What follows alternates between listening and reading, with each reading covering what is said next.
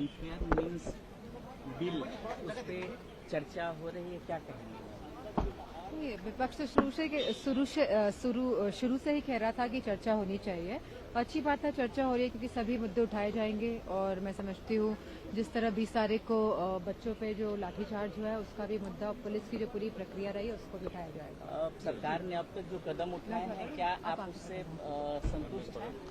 सरकार ने जो छात्र आंदोलन और उसके बाद की बनी परिस्थितियों में शिक्षा नहीं, अभी सुधार को लेके जो नहीं, वो तो 2024 में भी सुधार लेके आई थी सरकार, लेकिन लगातार पेपर लीक हो रहे हैं। बच्चे क्यों आए थे संसद तक मार्च क्यों किया था बच्चों ने? क्योंकि वो सरकार को जिताना चाहते थे कि सरकार जिम्मेदारी ले और एनटीए के जो भी लोग इसमें रिस्पॉन्सिबल है उनको भी इस्तीफा देना चाहिए।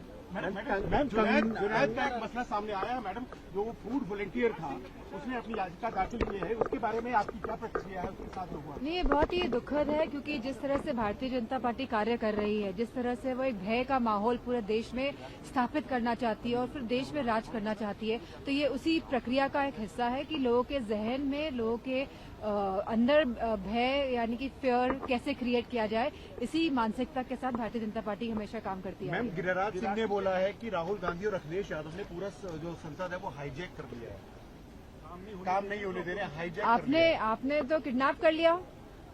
जब सोनम वांगचुक बैठे हुए थे, अपना अनशन कर रहे थे, आपने लगभग 20 दिन से जो बैठा है अनशन में बिना कुछ खाए पिए, आप उसको कैसे उठा के ले गए थे जंतर मंतर से? उसको आप क्या कहेंगे? उसके बारे में तो आप लोग कोई बात नहीं करेंगे कि कैसे आप सफेद कपड़े लाए, ढक के उनको और वहां से किडनैप करके ले गए? तो इस बारे में भी तो जवाब दें। मैम, कंगना रनावत ने जिसमें किस काफी है बच्चों को लेके, जंजीस को लेके, इट्स वेरी सैड कि such kind of statement is coming from a member of parliament who has worked in the industry, जो बहुत ही अच्छा काम करती है, लेकिन इस तरह का जो इनका संवेदनहीन स्टेटमेंट है उसकी हम कठोर निंदा करते हैं। Thank you.